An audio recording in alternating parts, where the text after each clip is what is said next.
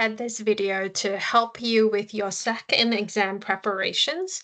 And you can use this for both Unit 1 and 2, as well as Unit 3 and 4. So let's move to the textbook first. So a couple of things that the textbook is very helpful for when you're preparing for a SAC or an exam. That is, the textbook has this new feature or new section in the textbook which provides you with sort of generalized information that can help you in answering or responding to a SAC or exam question. And it is in the front pages of your textbook. The first one is the command terms. So what the authors have done is they've collected a series of command terms that are very commonly used in sociology exams, and they've put the explanation or the definition of the command terms, but also advice in terms of answering it from a VCE sociology perspective. So this is very useful in preparation for your exam. I would suggest referring to this as you attempt your practice SACs. The other page that's really useful is this page on the KLC model. So whenever you're attempting a VCE sociology question, there are three things that you need to look out for. And number one is the key knowledge words, because that tells you which key knowledge dot point the question is asking. Remember, I told you guys that the study design is your Bible, and basically examiners cannot test you on anything other than what's listed in the study design. So really, if you're studying based off the study design and you're studying based off those key knowledge dot points, you already have the knowledge and the content in your head. Now, the key is a lot of students forget which key knowledge dot points I'm going to use for which questions, and that's where you get it wrong. So the important thing when reading a SAC or exam question is know which key knowledge dot point it is asking you, and then you have your answer. The other thing is limiting words. These are words that are meant to sometimes trick or trap students who are perhaps jump straight into answering the question because they think they know the answer. But these limiting words are to differentiate between the top tier students, because if you pay attention to what the limits are in the question, then you are answering the question accurately. Lastly is the command terms. And remember, I told you about command terms in the previous page. So make sure to know your command terms and what they're expecting you to do from a VCE sociology standpoint. So these are some simple guidelines. So if you look at the example in the textbook, it tells you how to break down the SAC question or exam question in order to identify what are your key knowledge dot points. For example, in this question, explain how sociologists use ethical methodology. So obviously, ethical methodology is the key knowledge dot point that they're testing. So all you need to think back of is the four ethical methodologies: voluntary participation, privacy, confidentiality, as well as consent, right?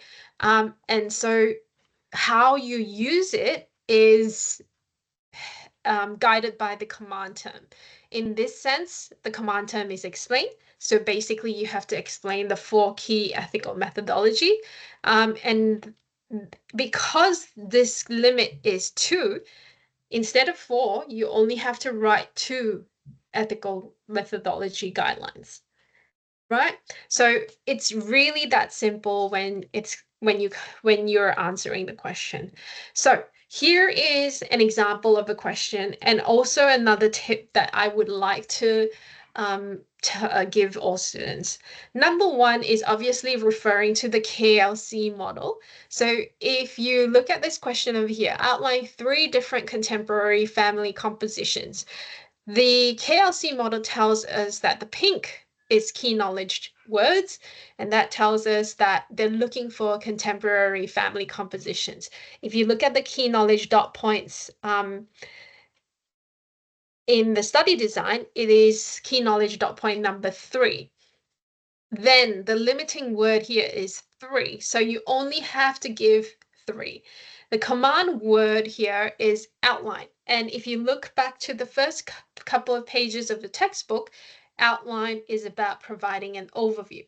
And we even give you a specific VCE sociology tip, which is to focus on knowing and showing the key information, and you don't have to describe.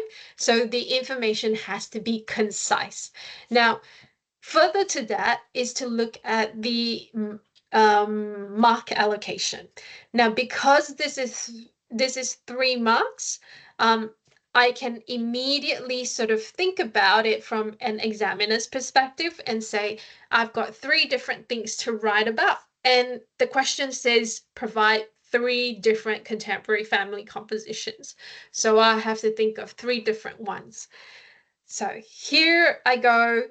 On the right-hand side, you'll see 3 different contemporary family compositions that I've chosen. There are plenty more in the textbook. One is single parent household, and then I explain very briefly, it's a one-parent household, such as a father with their children, biological children. For example, the movie I Am Sam.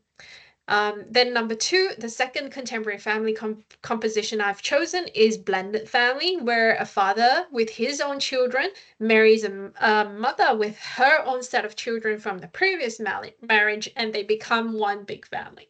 And that is a blended family. Lastly, I picked same-sex parent family, and that's a composition in which the children are raised by 2 parents of the same gender, and the children become part of the family through surrogacy or adoption. For example, Modern Family, Mitchell and Cameron. All right, and that's really how easy it is to answer your SAC question. Now, this is another example of how you could do it. One more tip I would give students is that when you are looking at the question, don't read it as though you're a student trying to answer the question. First, read it like you're an examiner and think about, if I were to mark this question, right, and there's a 3-mark allocation, what are the 3 things I'm going to look out for in order to award that student the full 3 marks? If you think from an examiner's perspective, that will allow you to answer the question more concisely, more succinctly, and really hit those 3 dot points. So my rule of thumb is, if the mark allocation is 3, then you should have at least 3 key points you need to make. So in this question, explain the functionalist view of the family. You think about how you would define the word family, define functionalism, and then show how functionalist views explains the purpose of family with evidence. All right, so my tip would be, always think to define key concepts or key sociological concepts, and then answer the past verb and the question. In this case, it is to explain functionalism, and then definitely provide evidence. That's my tip. If you can't remember anything else I've taught you, just remember, define, explain with evidence.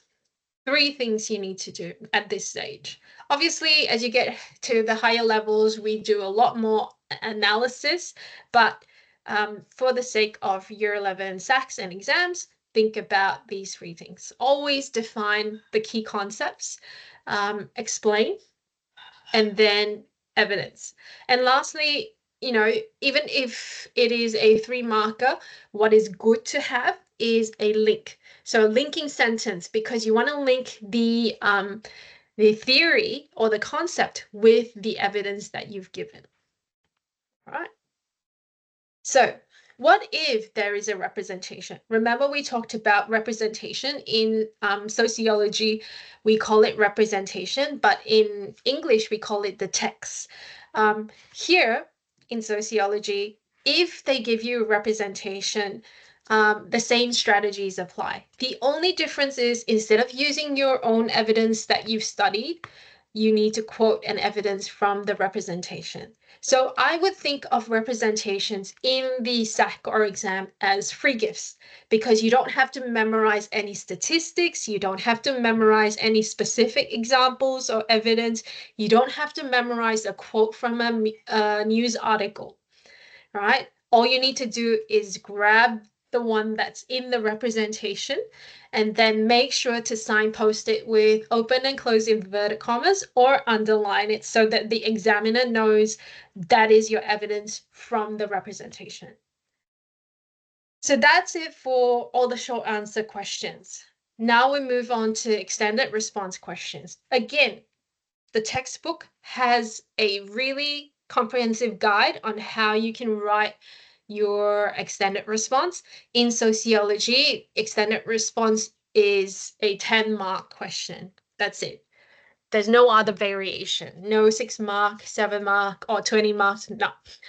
It's always a 10-mark question. And how do you write it? Follow the Teal model. An introduction, I recommend 2 body paragraphs and a conclusion.